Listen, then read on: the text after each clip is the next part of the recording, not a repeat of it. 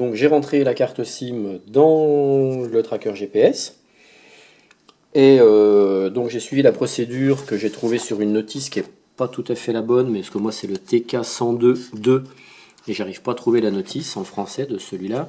Mais en fait la notice du TK102 tout court, elle est très proche du mien. Donc pour vous aider, il faut faire attention. Donc quand je suis allé chez l'opérateur, donc elle m'a donné la carte SIM. Elle s'est proposée de la rentrer dans le tracker.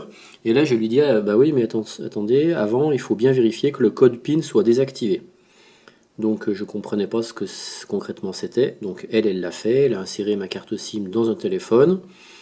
Elle a tapé le code PIN qui est quadruple 0 au début. Elle a désactivé le code PIN. Et du coup, on a rentré la carte SIM dans le tracker. Et donc j'ai fait un essai et ça a bien marché, donc je vais vous montrer. Donc ici j'ai mon téléphone portable, ici j'ai mon tracker GPS, et là j'ai mon internet qui est déjà sur la page Google. Donc je vais connecter mon tracker, je vais l'approcher, mettons on va dire de la baie vitrée pour être plus sûr que ça reçoive du signal satellite. Donc il y a un bouton on-off, donc il suffit d'appuyer quelques secondes dessus. Voilà, donc là il recherche, il clignote parce qu'il recherche les signaux satellites, enfin il est en train de s'initialiser. Alors j'en profite pour vous dire aussi que quand j'ai inséré la carte SIM dedans, j'ai fait les manipulations qui sont indiquées dans la notice, c'est-à-dire au début il faut taper un petit SMS qui s'appelle begin 1, 2, 3, 4, 5, 6. Et après il nous marque donc qu'il est OK, il nous renvoie un SMS pour dire qu'il est OK. Et après, je l'ai appelé 10 fois de suite. En l'appelant 10 fois de suite, il me reconnaît comme administrateur possible. Et après, je lui ai renvoyé un SMS je ne me rappelle plus exactement, je vais aller vous dire. Donc vous voyez, là, c'est bon, ça veut dire qu'il est prêt il a reçu, enfin, il a tous les signaux GPS et GSM sont acquis. Et là, même que je le mets, je ne suis pas obligé de le mettre horizontal, hein, je peux le mettre à la verticale, ça va marcher. Et pourtant, vous voyez, je suis à l'intérieur. Donc oui, je reviens ici pour vous redire la manip que j'ai fait.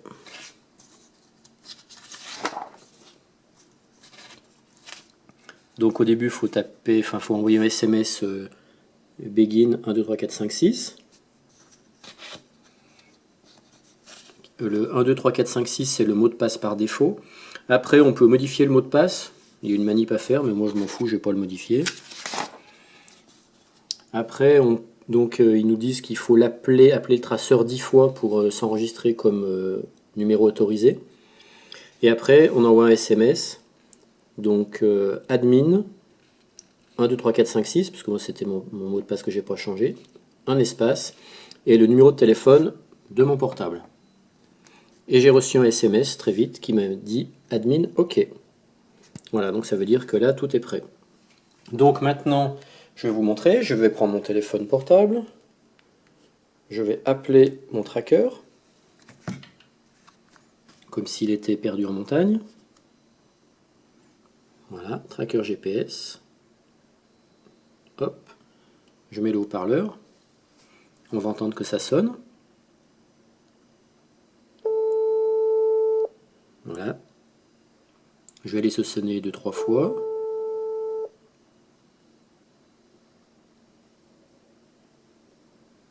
Pour laisser un message à votre correspondant. Voilà. Là je m'en fous, je ne vais pas laisser de message, je raccroche.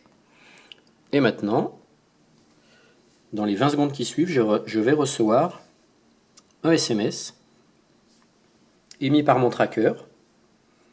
Et je vais vous montrer comment se présente le SMS.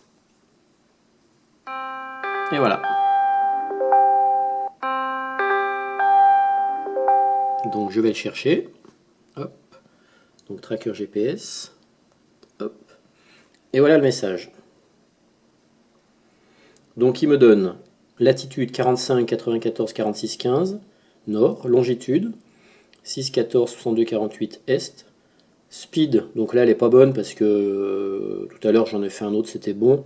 Normalement c'est sa vitesse de déplacement, mais là comme je l'ai mis à l'intérieur, peut-être qu'il n'a pas eu le temps de complètement se réinitialiser. Après il y a la date. Ah zut. C'est vrai que ces écrans tactiles, il ne faut pas les toucher. Donc 29 août 2013. Je vais faire comme ça ira mieux. Voilà, ça c'est la date, 29 août 2013. L'heure, 19h52. Ça c'est la tension de mon accu, 4,15 volts. Le 0, je ne sais encore pas ce que c'est. Et ça c'est le signal satellitaire. Il est le signal, je ne sais plus si c'est le signal satellitaire ou le signal GSM. Je dois être satellitaire, il est faible. Ça c'est son numéro d'identification email. Et puis ça c'est le nombre de satellites qu'il reçoit, 4. Et puis ça c'est l'altitude. Donc là il n'est pas tout à fait bon, tout à l'heure il était exact, il était à 559 mètres, c'est exactement ça. Donc là il n'est pas très bon parce qu'en fait je l'ai peut-être appelé trop vite après que je l'ai allumé. Voilà. Et maintenant je vais vous montrer qu'en tapant ces coordonnées GPS, qui sont donc de 45 944 615 dans Google, directement, ça c'est Jean-Michel qui m'a donné la combine, 45.944 615 espace, donc je tape vraiment les coordonnées là, hein. 646 6.146 248 et je fais recherche et là, magique, il me localise directement où je suis, mon adresse. Effectivement, j'habite bien ici. Donc vous voyez, c'est très simple. Il ne me reste plus qu'à trouver une application pour éventuellement pouvoir localiser directement sur mon téléphone portable une vue de Google Earth avec une punaise de l'endroit exact des coordonnées GPS. Donc ça, je ne sais encore pas faire, mais j'arriverai bien à trouver comment on fait. Et il me reste aussi à tester donc, le tracker dans un de mes avions. Déjà pour vérifier que ça ne fait pas d'interférence avec l'UHF. Mais logiquement ça ne devrait pas puisqu'il n'émet pas souvent, quoi. Je veux dire, quand il est dans l'avion, il sera simplement en veille comme un téléphone. Et de temps en temps, il envoie un signal pour se signaler au réseau GSM. Donc c'est des petits signaux très ponctuels, quoi. Et puis a priori, je voudrais vérifier les différentes positions du tracker, qu'il marche aussi bien en étant comme ça dans l'avion, que comme ça, ou que comme ça. Donc ça, il faut que je le vérifie. Mais vous voyez, ça a marché, je ne l'ai même pas mis à plat, je l'ai mis comme ça. Et donc ça a très bien reçu les signaux satellites. Donc là, il est encore en fonction, donc je vais le couper. Donc il y a un petit bouton on-off. J'appuie quelques secondes. Et voilà, il est coupé. Et là, je suis déjà en train de recharger. Il y a 2 accus qui sont livrés. Et là, voilà, il a fini d'être chargé. Donc, il n'y a plus qu'à faire les tests grandeur nature sur l'avion. Allez, à une prochaine fois pour la suite.